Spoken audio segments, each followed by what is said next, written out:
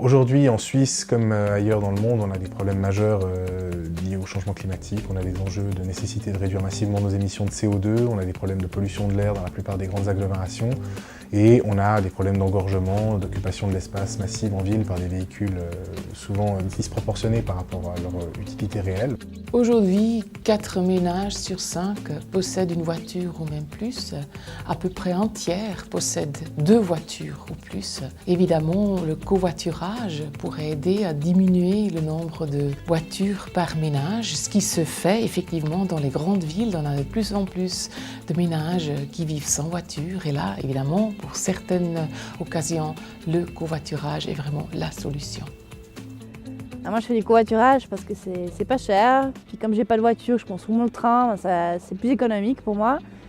J'aime bien partager les trajets, que ce soit court ou long, avec des inconnus. C'est toujours sympa de rencontrer, de discuter avec des gens. C'est écologique surtout, ça c'est vraiment le principal. C'est aussi pour ça que j'ai pas de voiture.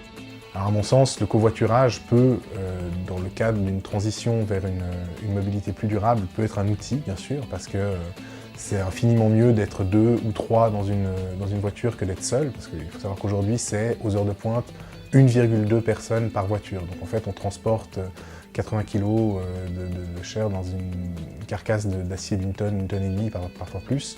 Donc ça a quelque chose d'aberrant d'un point de vue énergétique. Évidemment, des voitures qui utilisent de l'énergie renouvelable sont beaucoup plus écolos que des voitures qui utilisent de l'énergie fossile. Les politiques en place ont souvent une vision beaucoup trop rétrograde et puis continuent à alimenter le mythe de la voiture en voulant construire des autoroutes, des élargissements de voies ou en mettant des parkings. Une grande part des gens sont tout à fait prêts à laisser leur voiture pour autant qu'on leur donne des conditions pour que ce soit faisable. On ne peut pas miser à l'avenir sur des routes ou sur des villes où on n'aurait que du covoiturage parce que ça peut être utile ponctuellement, mais à long terme, la solution, elle réside dans la construction de transports publics efficaces, fréquents, qui ont la priorité, donc qui peuvent circuler plus vite en ville et qui sont bon marché. Ça, c'est l'avenir et bien sûr le développement de la mobilité douce, vélo-piéton qui a un énorme potentiel.